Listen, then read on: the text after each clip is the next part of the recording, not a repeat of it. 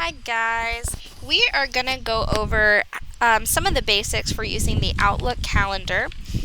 This can be a really useful tool when you have a lot of things going on, a lot of assignments to do, a lot of events to go to, and especially if you don't like using a traditional planner, this can be a really great tool because you can use it right on your phone or your laptop or any other device that's convenient for you.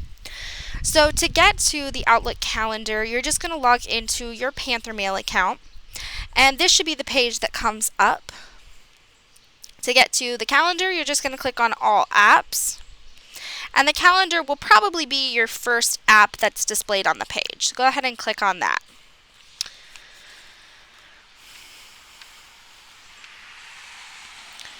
Your calendar will look something like this whenever it pops up. You might have some events on there that you didn't put, and it could be because you were invited to an event or invited to a Teams meeting, and it's all connected to your Office 365 account. So if you were invited to a Teams meeting or had something else planned, that's automatically put into your calendar, which is really great.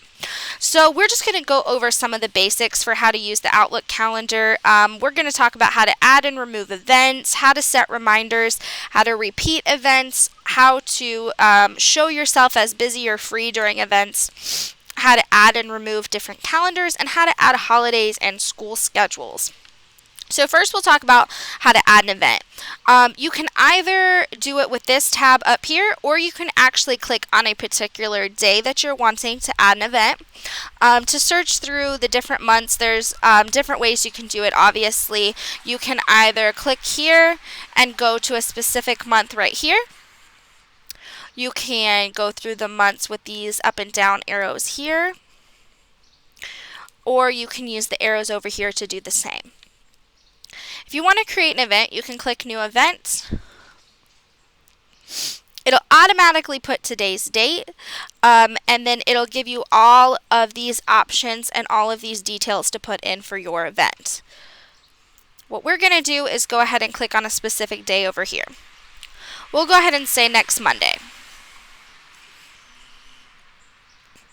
So it'll pop up with these options to fill, but we're going to go ahead and click More Options, just so I can show you the different things that you can put in to each event. So we're going to go ahead and say that next Monday, I'm going to go to the dog park. That's my event.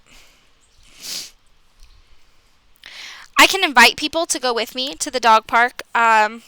I'm not going to invite anybody right now because that will send them an email alert, and these are my professors and supervisors, so I'm not going to send them an invitation to go to the dog park with me, but you can send them an invitation. When they accept it, it'll come up on their Outlook calendar as well. So then it'll also come up on yours that they are going with you. So we're going to go on the 22nd, and let's say we want to go at 5:30. My dog is normally full of energy. Let's say we're going to go for an hour and a half. It's not an all-day event, but we can go ahead and leave that one alone. If it was an all-day event, we could mark that, and it'll block off your entire day as busy. So we can actually repeat events as well. So I know that I take my dog to the dog park frequently. So I'm going to start to mark off this time every Monday. We can either repeat it every day, every week, every month, every year, or come up with our own system. So I'm just going to have it repeat every Monday.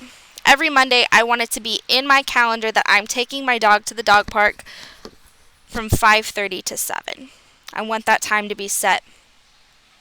And we're going to be in Charleston.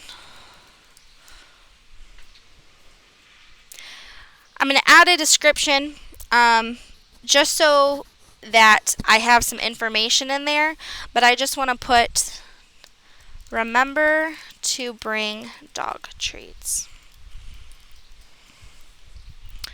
And I also want a reminder about 30 minutes before. So right when I get off of work, I'm reminded that I got to take my dog to the dog park. So I'm going to go ahead and save this one.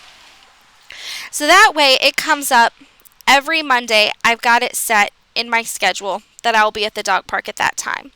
I can go through and delete specific days. you can delete this specific event, this and every event that comes after it, or every event in this series. So if I delete every event in this series, it'll delete every single blue day that I marked to go to the dog park. But I'm going to leave it alone. What I do want to do though is click on it and edit it. Actually, I want to edit every day, every event. We're going to do more options. I want to go through some of the options that are up here. So the first is that you can choose how this event is displayed.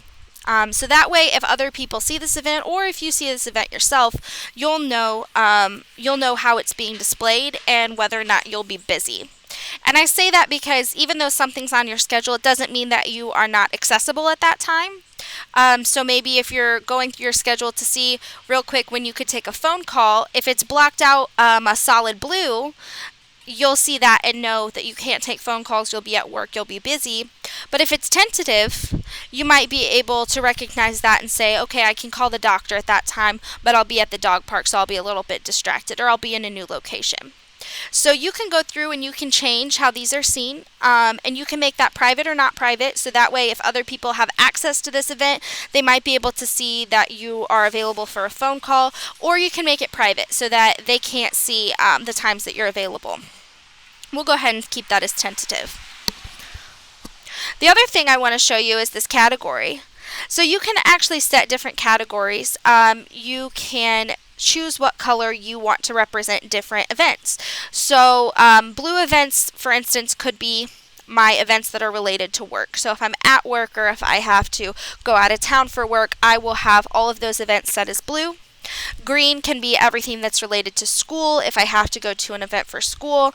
And orange can be set for things that are related to my dogs if I have to take them to the vet or the dog park or something like that. So we're going to go ahead and set this as orange. So that way when I look at my calendar, I can see exactly how much time is set aside for each thing. If I have 90% of my day spent at work and a little bit of time set aside for my dog, I know how busy that day is going to be and how much of it's going to be spent doing things that I enjoy. So we're going to go ahead and save this one. And there we have all of these events set as orange. The other thing I want to show you is your different calendars that are over here to the side. I went ahead and created an exercise calendar and friend calendar. I don't actually have anything in them, but they are other options for you guys as well. So you can have one general calendar that has everything on it, or you can create separate ones. There's the option of putting them into categories, which can be really great if you want to be able to visually see how much time is being spent on each activity. But sometimes your calendars can get really muddy if you're combining all of your different events and all of your different activities into one calendar. So if you want to create a separate one for exercise, or a separate one for when you're going to spend time with friends, that can be a really great option as well. And I just wanted you guys to be sure that you knew that you had that option. And the last thing I want to show you is adding a calendar here. This is actually pretty cool. You can go down here and add calendars that were pre-made. So here's how you edit the ones that you're making specifically yourself and are catering to your own needs. But down here you can add ones that are pre-made. So I think the easiest one to show you would be the holidays. The Outlook calendar doesn't automatically include national or international holidays. So here you can choose which country you live in or which country's holidays you want to see. So we'll go ahead and choose the United States. I think that one makes sense.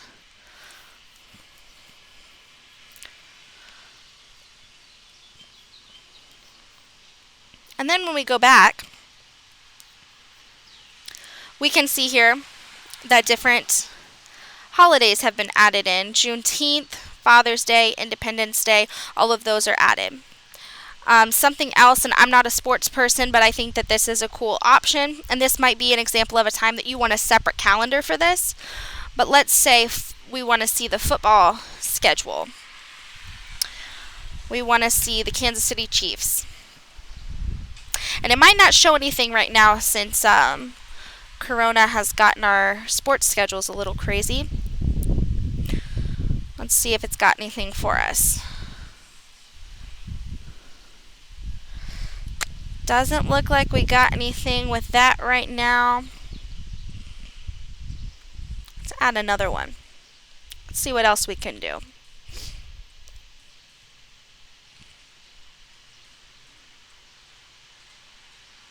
Let's do baseball. Let's see what the MLB has for us. We're going to go with Kansas City again. I love my KC Sports.